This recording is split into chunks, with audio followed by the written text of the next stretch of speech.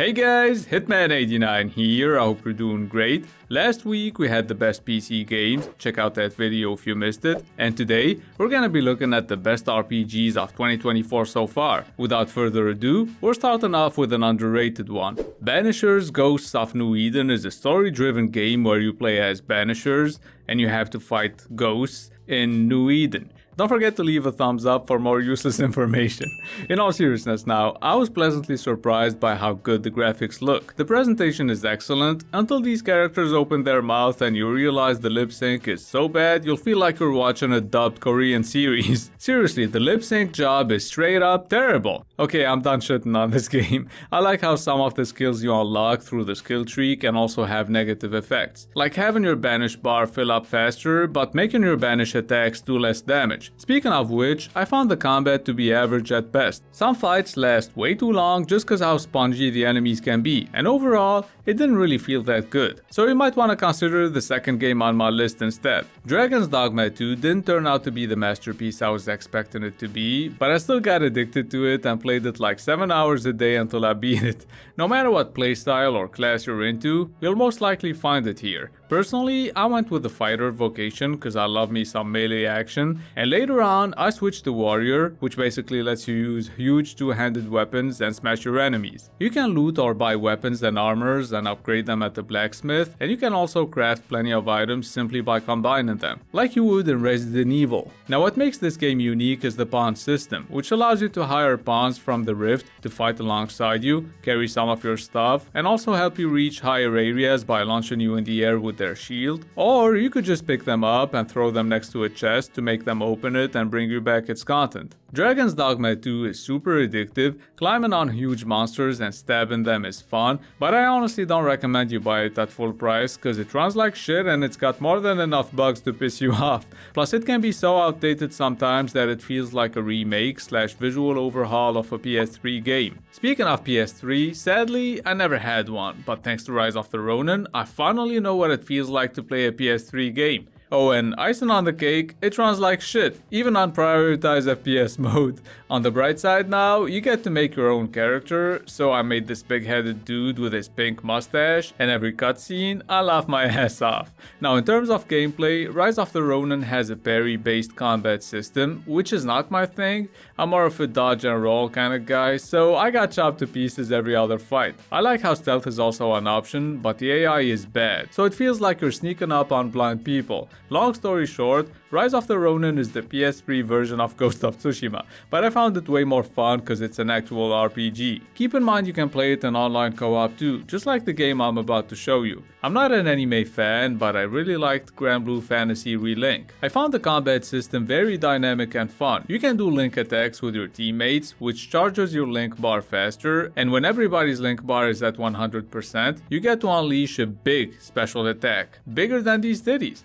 The story and dialogue are a little childish though, just like the stuff you would find in a Dragon Quest game. But being able to redo boss fights and side missions in online co-op with your friends is a nice feature. I wish the whole game was playable in co-op though. Actually, the 5th game on my list allows you to do that with up to 15 friends. Enshrouded is an open world survival action RPG, and I really love that mix. You'll have to rescue NPCs who will then give you a bunch of quests, but since this is a voxel based world, exploring it is even more fun, cause you can dig holes everywhere and basically reshape the whole world. I've been playing Enshrouded with my brothers since day one and a little bit by myself too, and it's a blast, exploring, leveling up, finding and crafting better gear and building all kinds of bases never gets old. The newly added dungeons are a reason to come back and play it some more too, so if you're on PC, go solo or grab a friend and give Enshrouded a shot. Moving on to the next game, if you like anime and turn-based JRPGs that have absolutely no respect for your time,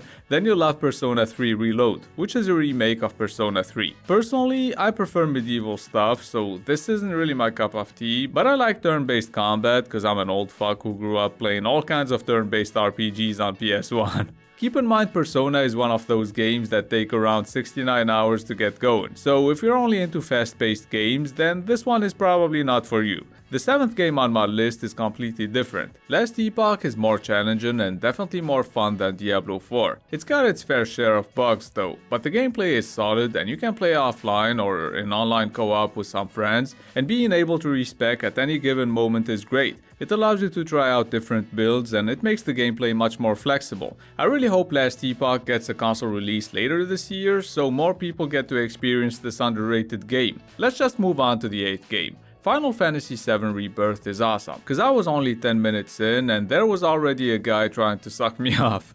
No, but in all seriousness, Rebirth is a direct sequel to the remake we had 4 years ago, and it's alright if you haven't played it and you wanna jump straight into this one. There is a story recap that you can access from the main menu, but I would recommend playing the remake first, especially if you can get it for cheap. Now, since Rebirth is a PS5 exclusive, it looks significantly better, it has more semi-open world areas, and everyone's still thirsty as fuck, so get Final Fantasy VII Rebirth if you have a PS5, I guess. Anyway, at number 9 we have another sequel. Like a Dragon Infinite Wealth's prologue is basically a recap of Yakuza Like a Dragon. It lasts a couple of hours, and then you make it to Hawaii, and that's where the real journey begins. The game is hilarious, Ichiban is still the crazy fuck he is, so each time you get into a fight, everyone transforms into some RPG character, and the game goes into turn-based mode cause he's a huge Dragon Quest fan. Your weapons and skills are based on your real-life job, so that's always funny, and if you played the Yakuza game before, then you know for every 10 minutes of gameplay, you have to watch at least 30 minutes of cutscenes. Last but not least, we're gonna be looking at an extremely underrated game.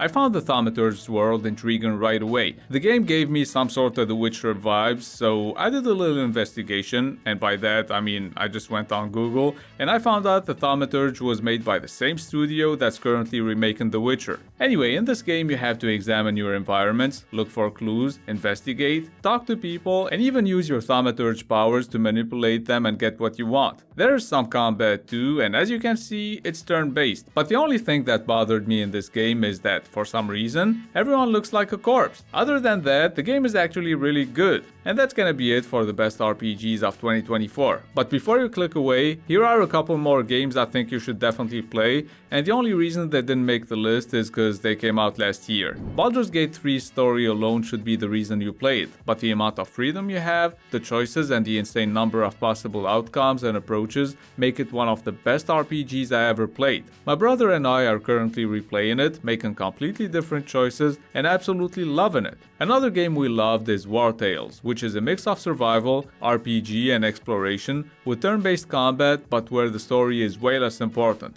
Still a blast though. I hope it gets a PS5 release so more people get to experience it. Anyway, I did my best to include a bunch of underrated games, so I really hope you found at least a couple of RPGs that will keep you entertained for a while. Next, we'll have the best single-player games of 2023 and 2024 so far, so please consider subscribing and leaving a thumbs up to support this dead channel.